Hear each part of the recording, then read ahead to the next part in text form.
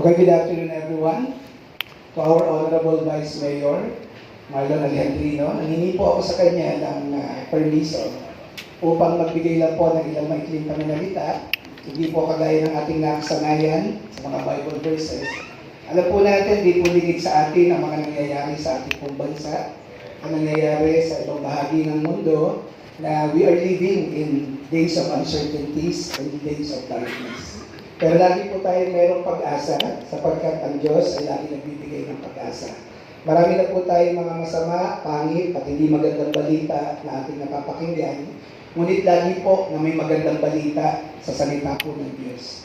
Ang balita po, nasabi po na tayo po ay mahal ng Diyos at mayroong plano ang Diyos sa ating buhay. Sabi po ng James chapter 4 verse 14, ang buhay daw natin ay parang singaw lamang, na nakikita mo ngayon at mamaya ay wala na. Ganyan po ang buhay natin. Wala pong nakakatiyak kailan po tayo babawiin ng Panginoon.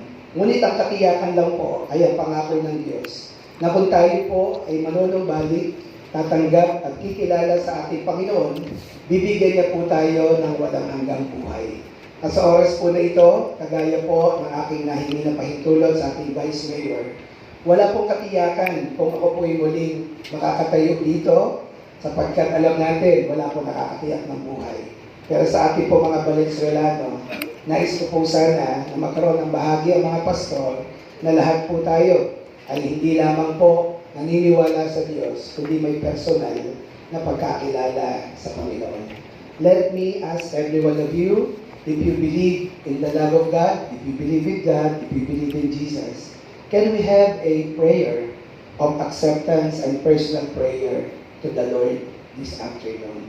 We believe that our country, our city, has a great challenge, has a great problem, but Jesus is the answer. It is our prayer that every individual, every councilor of the city, have a personal relationship with Jesus. Pwede po bang kayo'y mahilingan na itaas lang po ang ating kanang kamay bilang tanda ng ating pagtanggap at pagkilala sa ating Panginoon, at kung maaari po sumunod po tayo sa isa pong maikling panalangin ng pagtanggap kay Jesus. Sabihin po natin, Panginoong Jesus, marami pong salamat. Marami pong salamat sa pag-ibig na inalay mo sa akin. Salamat po. Ikaw ay namatay, nailibing, at nabuhay na muli para sa aking mga kasalanan. Ako po ngayon ay nagsisisi. At humihingi ng tawad. Sa lahat ng kasalanan. Na aking nagawa. Binubuksan ko ngayon ang aking puso. At tinatanggap kita. Bilang aking Panginoon. At sariling tagapagligtas. Pumasok ka sa aking puso. At maghari sa aking buhay. Ito po ang aking dalangin. Sa pangalan ni Jesus.